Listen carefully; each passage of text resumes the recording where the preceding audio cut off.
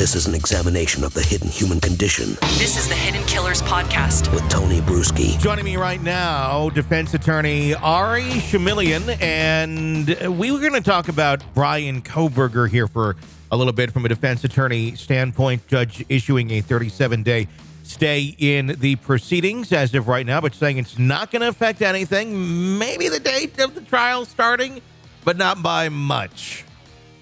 It's so the defense can take a look at the grand jury material that was used to indict Mr. Kohberger.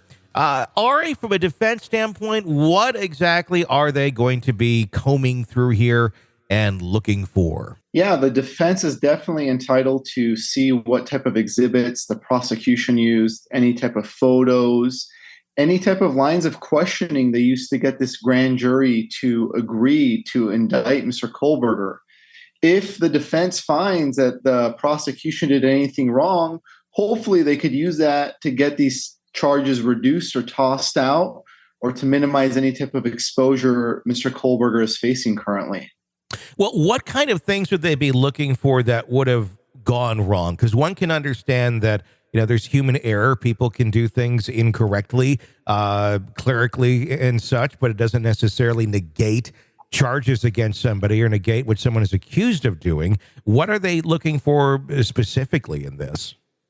It could be anything from items that were acquired or seized unconstitutionally. If they violated Mr. Kohberger's rights in obtaining a piece of evidence and using that to indict him, that could be grounds to argue to say, hey, had the government have not acquired this stuff unconstitutionally, there wouldn't even be an indictment here in the first place. Another thing is if there's potential Brady material, items that are exculpatory to Mr. Kohberger that weren't turned over to him yet, maybe this request by the defense is going to open that door to begin turning over more pieces of evidence to the defense at this point.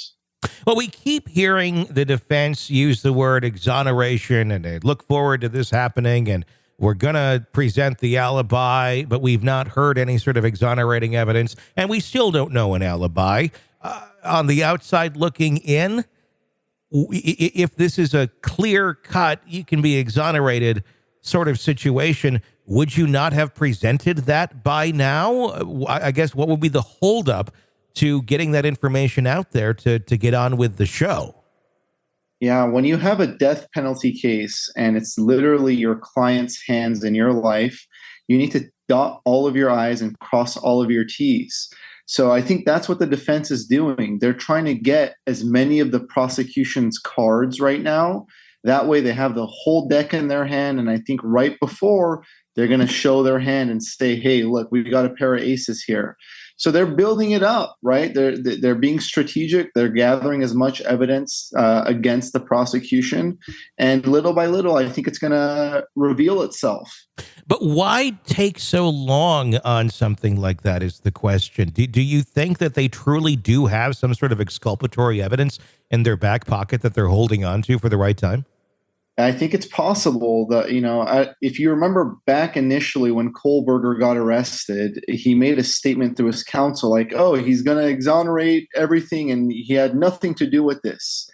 And when we spoke last, I told you it's very unusual for a defense attorney to make such a bold statement initially. Yeah. Usually when we come out, if we're going to make any type of press statement, we say, hey, we're investigating things. We presume our client is innocent. We want the system to work fairly.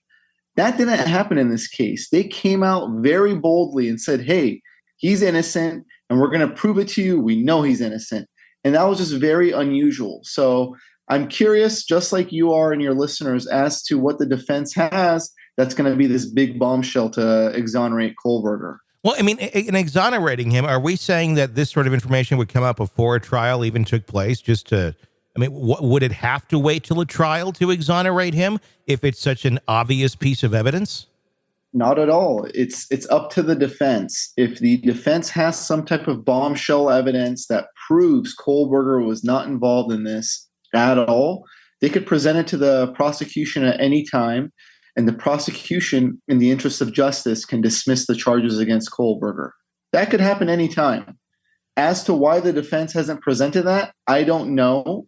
It could be, for the reasons we discussed earlier, strategy. They want to get all the evidence before they show their cards, but they could definitely present what they have now to the prosecution. I guess, I mean, the easy way to answer the question of why haven't they done it yet, and I guess the easy way to look at it would be because it doesn't exist. I guess I'm still struggling to understand if they have this, if they're making this sort of statement, what would be holding them back?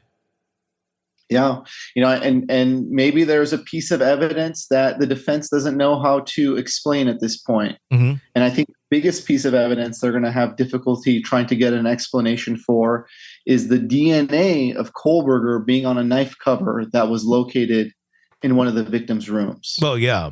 I mean, I don't even know quite how that will be argued on top of adding in the other factors of the cell phone pinging to the house, the fact that the cell phone actually got picked up on the local Wi-Fi to the house at the time that we're looking at for these murders, and his phone being turned off. I mean, there's just a lot of things here that he would really truly need to answer for to be exonerated, unless he has, a video and many witnesses of him being somewhere else at that time, and somebody stole his phone. I mean, I don't really know any other way that this is going to be going down the road of exoneration other than trying to find some sort of technicality to get this thing dismissed or to get certain pieces of evidence taken out when it comes to trial.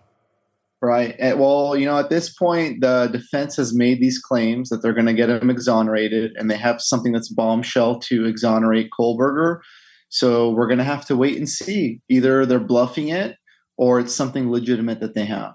You're locked into the Hidden Killers podcast. Want more? Start binging on all of our true crime podcasts right now through Apple Podcasts and get an ad-free experience when you sign up to be a True Crime Today Premium Plus member exclusively on Apple Podcasts. More of the Hidden Killers podcast dropping soon. Press subscribe now.